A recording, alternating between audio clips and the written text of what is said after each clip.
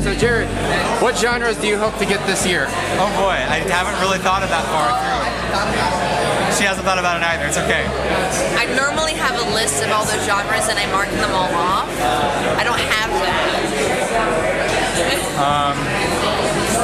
What do you not want? Not comedy. Not romance. What other? There's a list in here somewhere. I'd have to look at the list. Not sci-fi. No, we can do sci-fi. Sci-fi will be not Western. I don't know if they have Not Western. Do they have Western this year? Riley, this is your first year doing the film project. How does that feel? Like $1 million bucks. How about you? Second year in a row. Like $500,000. That's still way more money than I have, so that we're doing better than me at least. Zero stops outside the sculpture. Floyd is impressed by the futuristic hologram. It appears queer and quick.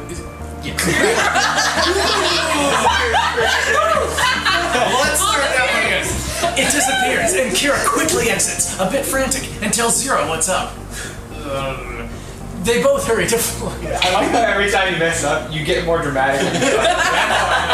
And then we'll go from there. Yes, the back is not following me. It should be green. The aftermath of Taco Bell. Star Wars. So it's what? Hey, how you feeling? I'm feeling pretty good about this. What are you doing right now? That's some Spielberg, and that's what I'm doing. No, I'm getting the camera's exposure just right.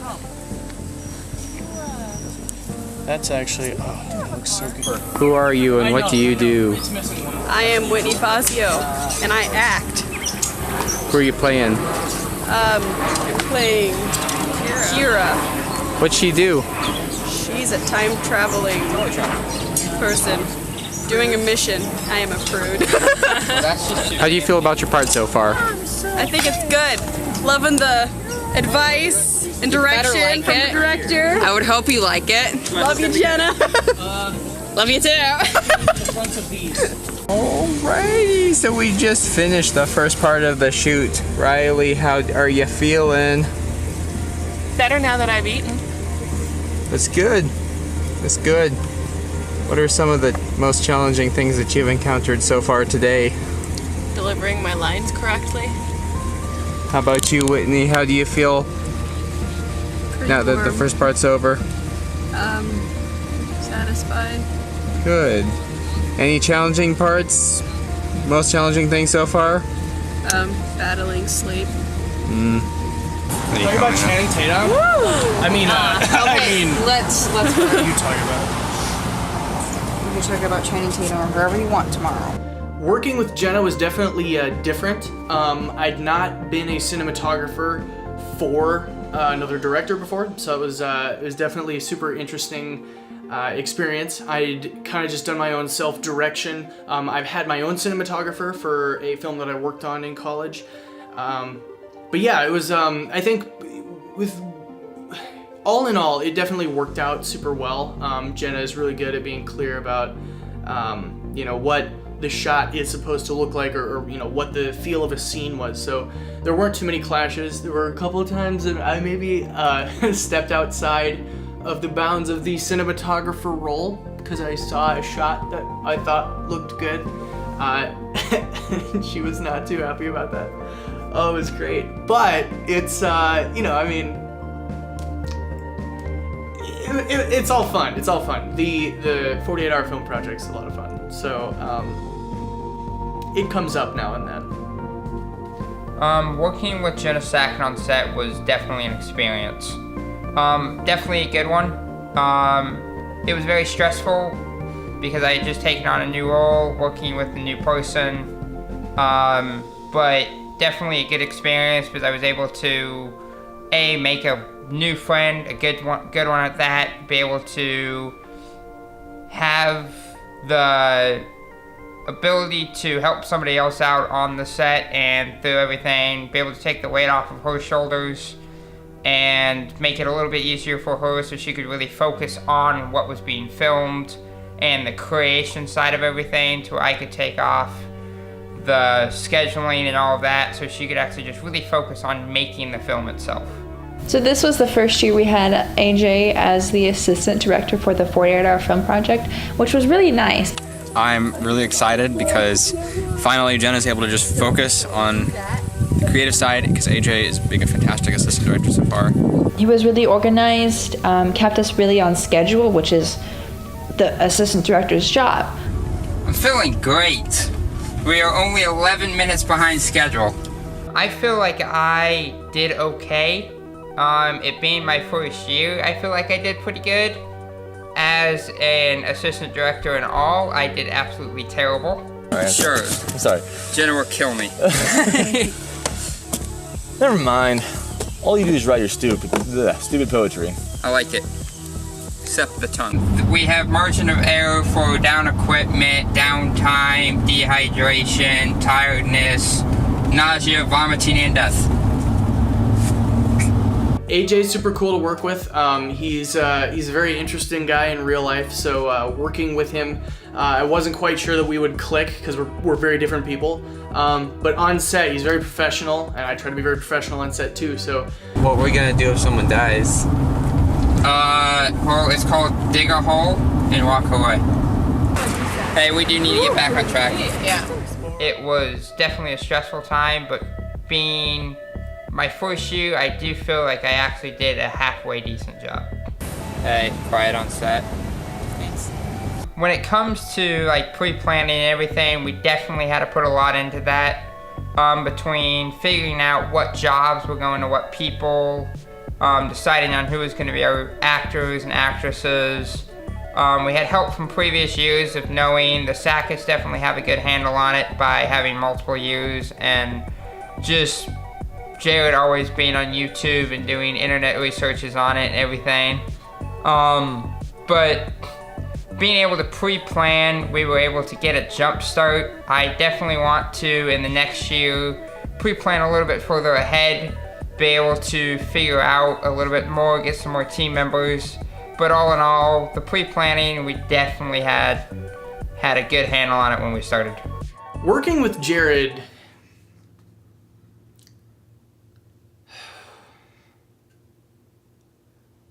oh gosh. That's a joke. Working with Jared was pretty good. I mean, okay.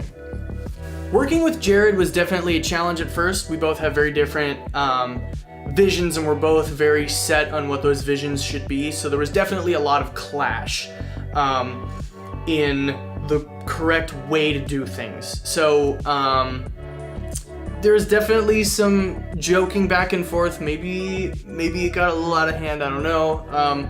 But it definitely, once the project started, coming together and deadlines started getting closer and pressure was placed, I think we worked together super well. And we really focused on problems and solving them as opposed to our differences and, who's to blame for what. I think once things really came down to working together, I think we got that sorted out. All in all, he's a fantastic editor. Everything, we just have very different opinions, I think, on our workflows and stuff. But it all worked out. It all worked out for this film. We'll see how it goes next time.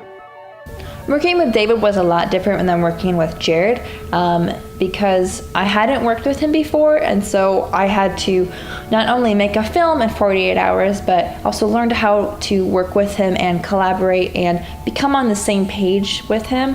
There were a few points in time where we were conflicting, which is normal to happen with people, but I think a lot of it was just simply because we didn't know the other person. Whereas with my brother, I could say something and he'd know exactly what I mean because we've worked together so much on so many different film projects. It was really interesting working with somebody else who had also used After Effects a bit and was pretty familiar with the software. And especially someone who had so much dedication to using a lot of physical props in their special effects. I probably would have just gone the digital route because it's a lot faster and easier, which is good for the $40 film project. But he had an idea and he went with it and it worked really well. My job was to keep the house from falling apart. No one dying, nothing burning down, and keeping everybody calm and quiet during working. I was helping people not to die. I was being serious and you were just making fun of it. Way to go, Bibbs.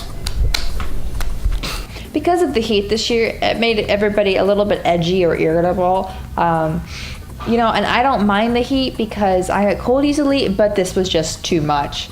The weather was really, really hot and humid, which was not good for just me personally.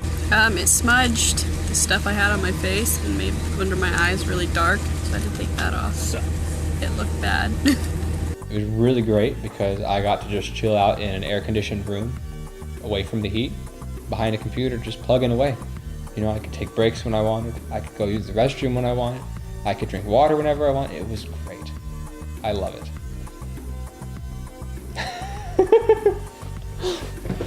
Okay. So Saturday afternoon, while we're like almost done filming throughout the day, but we're not quite done, we just have this one extra scene to finish. I actually grabbed the mic and I made a few comments to my brother who is going to be listening to this later. Hey Jared, this is the same one as the last one, by the way. So I'm not gonna do the slate because that's just really boring and dull, and that's a lot of work. And I'm tired and hot, and you're in air conditioning. But everybody was like kind of like glancing and like kind of almost laughing. It was it's funny. I'm sure that like was, you always need some nice comedy and a good laugh while you're on set. So for workflow this year, we went with DaVinci Resolve and After Effects for special effects. Previously we'd done Premiere, but this year we decided to go with DaVinci Resolve, or well, I decided to go with DaVinci Resolve because I love it. It takes the best of, in my opinion, Premiere and Final Cut Pro X, which has a few features I really like, but a lot of it I don't like. The interface is just way easier to use, in my opinion, and I just really like the intuitiveness of the tools and the fact that it has so much in one package that's free. Whereas After Effects and the Adobe Suite, you have to use different programs to do different things a lot more, and it costs a lot of money. Okay, then I don't know what to do, man. Like, that just sounds like... Okay. Nope, I can't record any other format. It's strictly AVC HD. Okay. Can't edit it right yet. Is he gonna use Premiere? Hand it to me before you get. Oh wait, Jenna wants to talk to you. Too late. Voucher, okay. Did he hang up? Myself. Yeah. He didn't hear me say that. Yeah, that's fine. So filming in Des Moines, we had a few little problems. There were motorcycles in our shots. Roll 3, scene.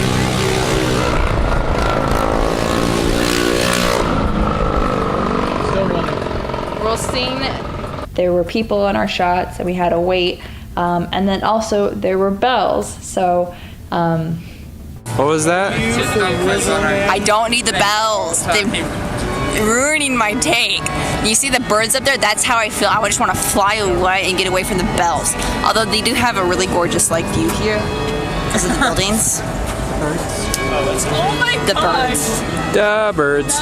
one of the things I'm really looking forward to next year about the film project is getting to know David and AJ a lot more before it happens. So that way when we're on set, we know what makes the other person tick, we know how we work well with each other, and those lines and how to do our job correctly. That's going to be really nice.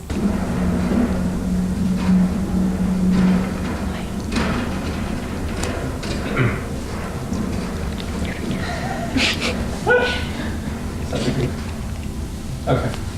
So the coin flip shot was actually not super difficult to do. We essentially had Whitney hold a coin out on her palm, and then get a shot of that so we could use that in After Effects to compose it. And then essentially we ran a second shot of her holding the device to create the coin, and then we had her move her hand in over where the coin would be and then turn her hand around, revealing the coin that she just had in her hand as she turned it around. But in rotoscoping out the coin, it looked like the coin was underneath her hand the whole time, and it looked like she grabbed it out of thin air, which was super awesome. I was very happy with how that turned out. We had a sound effect over it that in rendering didn't come out, so it would have made a little more sense. But all in all, I think the shot worked out really well. It was one of the ones that got oohs and ahs in the theater because people were actually impressed with it. So I was super happy with that. Alrighty, we're going to the sculpture park right now. What are you looking forward to that? Well, I mean, each sculpture has like a deep meaning behind it, and it's just beautiful. You look at the sculpture, and it's like, the picture says 1,000 words, and these sculptures, they speak magnitudes more. Speak magnitudes more. Is it because they're 3D? How well do you think the sculpture part ties in with our story? I think our story has a nice, like, deep, fat meaning to it. I don't have time to write a deep meaning. You just look at the surface and you see one thing, but then you look a little deeper and you realize there's so much more in there. And it's like a mirror image of each other. So doing a scene at the sculpture park works so perfectly. It really does. It really does. The symbolism might be it's for those who actually like really appreciate film. Like the people who just like go there and it's like, oh yeah, it's another movie or another film. They're not going to see this. But those who really study and see will get the deeper meaning behind it. And I think those people should be rewarded for their efforts to actually look into and see the meaning. They shouldn't be rewarded because they're fighting nothing. I feel like it took a little while, but I feel like we got some good ones in there, and when they added together, I feel like we got something great. We got to make something special. We do. I feel like the whole Special. That's one word for it. Like the key to this plot, it lies in this scene.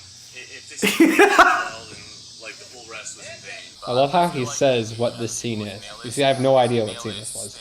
It's wonderful, and thank you, Jared. How do you feel about the fact that fans ship you with the character Zira? They ship her with our character? What? I'm an actor, and that's her part. Who cares about?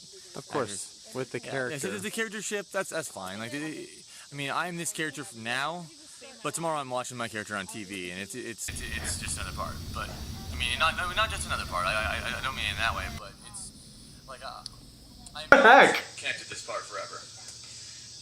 I mean, it's a good part, great movie, film thing, but in the end, rumors will be rumors. People are people. People are. You're totally together, man. I'm not so choked up. I'm sorry. Go in the tunnel and just everything, and you have to watch it. I haven't even seen the final product, and I'm already deeply impacted by this. Deeply impacted by this.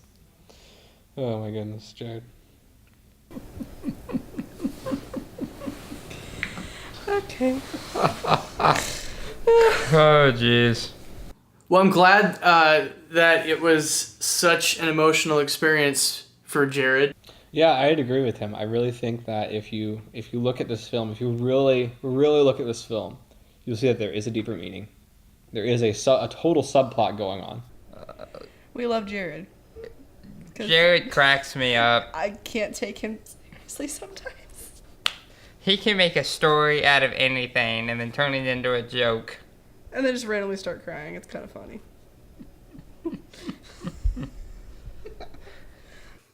I don't know what more to say to that. That was an amazing take on the film. I really hope it resonates the same way with other people as it did for him. If you are truly into film, you will see the deeper meanings underlying the film. That is truth. But ultimately, I just don't think there's that many people out there who are capable of understanding the genius behind the writing and the acting. But that's it. I can't say this with a straight face. There is no deeper meaning. Who are we kidding? I don't know what to say. There's the people who find a deeper meaning in this are finding something that's just simply not there. They're putting pieces together and they're like, oh, this fits with this and this fits with this. But I didn't put that in there. Just because like the shades or the curtains in a room are blue does not mean that the person is feeling sad. They're just blue. I'm done.